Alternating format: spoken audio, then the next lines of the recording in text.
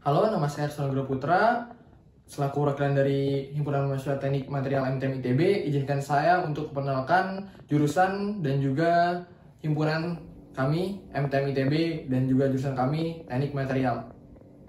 Himpunan Mahasiswa Teknik Material ITB atau yang selanjutnya disebut MTM ITB adalah himpunan mahasiswa Teknik Material ITB yang memiliki asas kebenaran ilmiah dan tridharma perguruan tinggi berdasarkan ketuhanan Yang Maha Esa yang bersifat keprofesian dan kekeluargaan. Menaungi mahasiswa jurusan Teknik Material didirikan pada tanggal 30 September 1998. Sekre kami terletak di Selasar Laptek 10 atau dikenal juga dengan Laptek Biru seperti yang ada di gambar di sebelah kanan. Himpunan kami didirikan untuk menyuarakan aspirasi mahasiswa dari teknik material, mempererat rasa keluargaan antara mahasiswa teknik material dan dengan mahasiswa ITB lainnya, dan juga sebagai media belajar berorganisasi, serta untuk memantapkan penghayatan terhadap profesi, sehingga didirikanlah himpunan MTM ITB ini. Teknik material sendiri merupakan program studi yang telah terakreditasi internasional oleh ASIN, dan juga merupakan termasuk dalam 17 program studi unggulan di lingkungan Institut Teknologi Bandung. Kemudian ada beberapa mata pelajaran SMA yang akan kalian pelajari lagi di mata kuliah teknik material. Yang pertama adalah fisika. Di fisika kalian belajar tentang elastisitas dan hukum Hooke, nanti juga akan kalian pelajari lagi di sifat mekanik material. Kemudian kesetimbangan benda tegar, akan kalian pelajari lagi di mekanika material. Termodinamika juga akan kalian pelajari lagi di termodinamika material dan metode komputasi dalam teknik material. Perpindahan panas seperti konduksi, konveksi, radiasi, serta perpindahan massa akan kalian pelajari di fenomena transport dalam teknik material. Kemudian aspek pemanasan global, efek rumah kaca, semua aspek sustainable akan dipelajari lagi di aspek keberlanjutan dalam teknologi material. Kemudian seri listrik yang sangat menarik ini akan kalian pelajari dalam material elektronik dan magnetik. Yang kedua adalah kimia. Dalam kimia, kalian mempelajari tentang konfigurasi elektron, sistem periodik, unsur, ikatan kimia. Sebenarnya ini merupakan dasar dari teknik material karena akan menggunakan semua dari ini. Akan kalian pelajari dalam material keramik, material logam, material polimer, serta juga ada mata kuliah khusus tentang kimia material padatan. Kemudian ada elektrokimia dan korosi. Juga ada beberapa mata kuliah yang berkaitan dengan korosi seperti elektrokimia dan korosi, teknik penilaian korosi, biokorosi. Akan nanti kalian pelajari lagi. Kemudian ada matematika. Dalam matematika sebenarnya prinsipnya sama, tapi kalian akan mempelajari hal yang lebih advance lagi dalam matematika teknik material dan juga analisa numerik teknik material. Kemudian secara statistik akan kalian pelajari di perancangan percobaan. Kali ini kita akan mengetahui tentang prospek kerja dari teknik material setelah tadi mengetahui kaitan mata pelajaran SMA dan juga mata kuliah yang ada di dalam teknik material. Yang pertama tuh ada bidang industri manufaktur.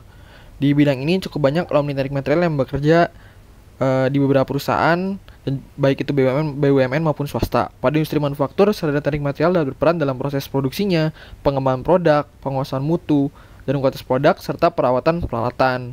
Dari data alumni kami, ada beberapa perusahaan yang mungkin dan ada alumni teknik material di perusahaan tersebut, yaitu Krakatau Steel yang bergerak di bidang logam. Ada juga PT Pindad, itu tentang kesenjataan biasanya. Di Pindad juga kita ada riset yang antara ITB dan Pindad yang berkaitan juga dengan teknik material. Kemudian ada Astra Internasional, juga ada Semen Indonesia, dan lanjut ke bidang lainnya yaitu bidang energi dan sumber daya mineral. Juga bisa menjadi salah satu bidang prospek kerja dari teknik material. Pada bidang ini, sarjana teknik material dapat berperan sebagai insinyur pengelasan, korosi, inspeksi, dan perawatan alat-alat produksi yang ada. Nah, alumni-alumni kami bisa ada di Chevron, juga di Pertamina, ada Raw Energy, Total, dan juga ada di Schlumberger.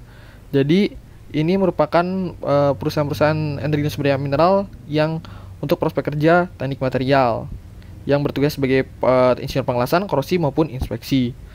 Kemudian ada juga di bidang pendidikan. Sarjana teknik material yang berminat di bidang pendidikan dapat mengambil peran sebagai pengajar di perguruan tinggi dan juga pengisi training kalian industri seperti sertifikasi dan juga sebagainya.